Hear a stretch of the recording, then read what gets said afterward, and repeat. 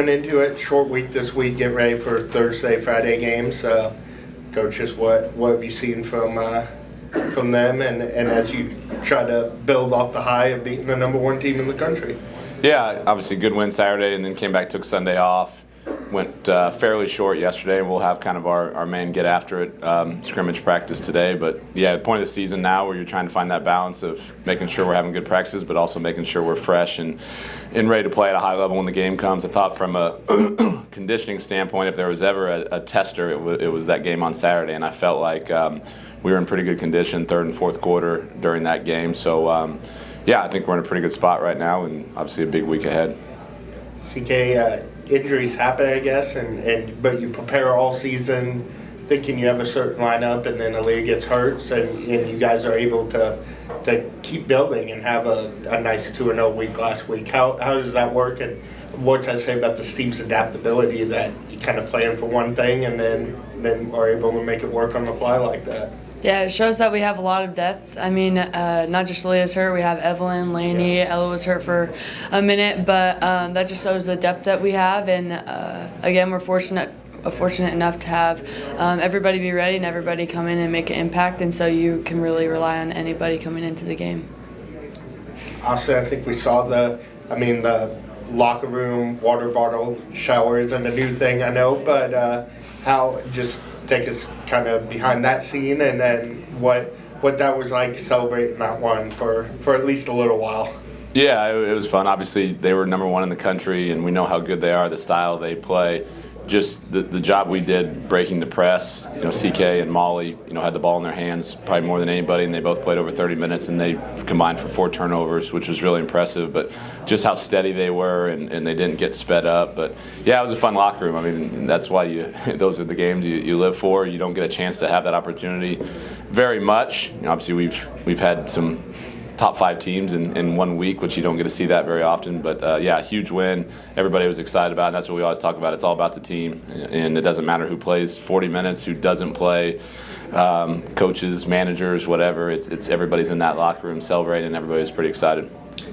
Last year we kind of talked about as you kind of shifted away from maybe the traditional 2 big lineup to a little bit more playing around Kelsey and Jana last year, and now I don't know if Emory considers herself a guard or a forward, but it's basically 4 guards out there most of the time with either Kelsey and Sadie. So what have you seen from the guards kind of embracing that, and obviously that puts more rebounding on their shoulders and things like that?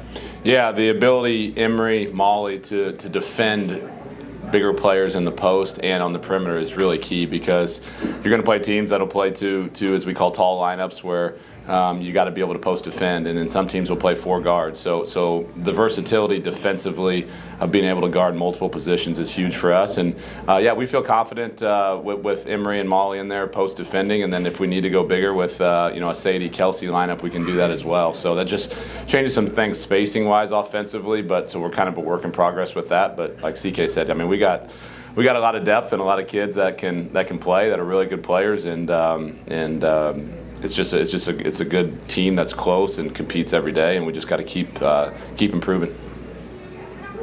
When you put the schedule together, you obviously looked at it as a pretty aggressive schedule. Number 1 team, number 2 team, number 5 team. And you're thinking, well, what am I thinking? What am I doing with this team? Looking back now, does it look like it's going to pay off going forward? Yeah, I think so.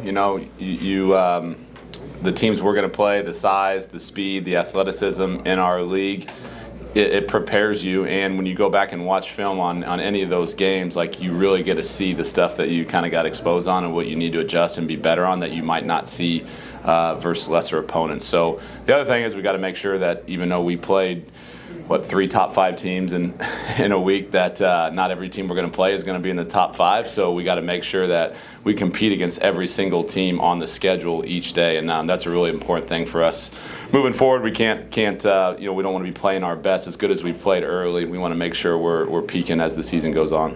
CK, do you sense that from the locker room, and kind of even after that huge win, continuing to look forward and keep building this thing? Yeah, I think it's important to celebrate the little things, but also, just like Meyer said, that it's the beginning of the season and you have to attack every game like everyone's the number 1 team. And so not being complacent is important, and in my opinion, I think we could have been right there with the Texas women's team, so maybe going 4-0, but realizing that and realizing that there's still a lot of work to do is important, and that we're just starting the season, and especially since the MIAA has great teams that you have to show up every night, every practice, every play, and that's what we'll continue to do. I think Tucker had a question for both of you. Well, it's going to be a different one. It's really going to be Pacheco's I heard Pacheco's active. Is that where you're going? Austin, you've had some pretty special people come through your program here in the last 6-7 years or so, and obviously last year you guys achieved a berth that hasn't happened in a long time. But I want to focus more on this year and in that locker room and these women that you've used to fill this squad, this roster this year.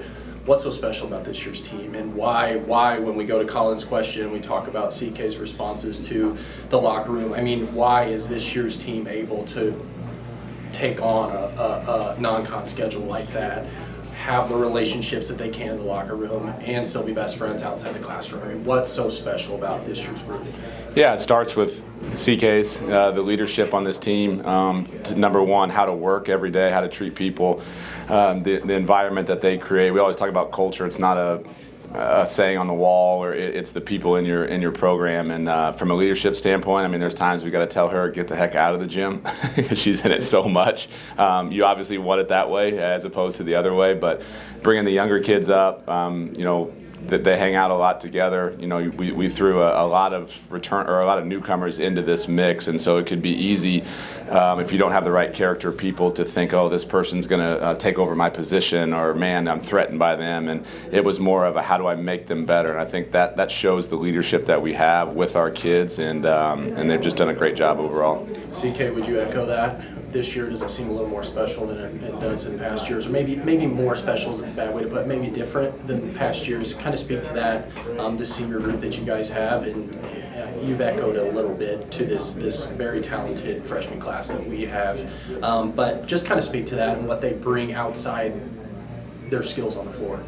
Yeah, I'd say not better or worse, but just different, and that the girls I came in as a freshman with, I'm still friends who, like, when I was a freshman, they were seniors, I'm still friends with them to this day. But I think the class under me, there were so many girls, and they brought a new fun camaraderie around them, and obviously there's only so many people that can play, but everybody continuing to show up in practice and whatever we're doing, just happy to be there and get better, and that shows just to who they are as people. And then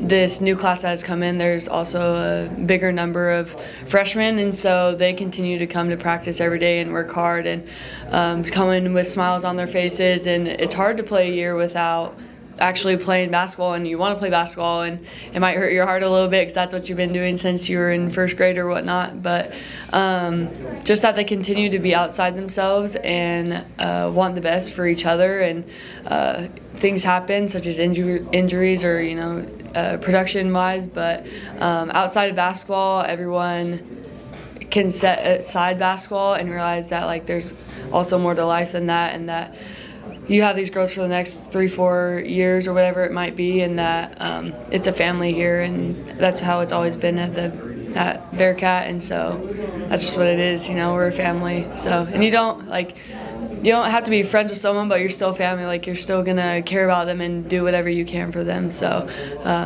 yeah.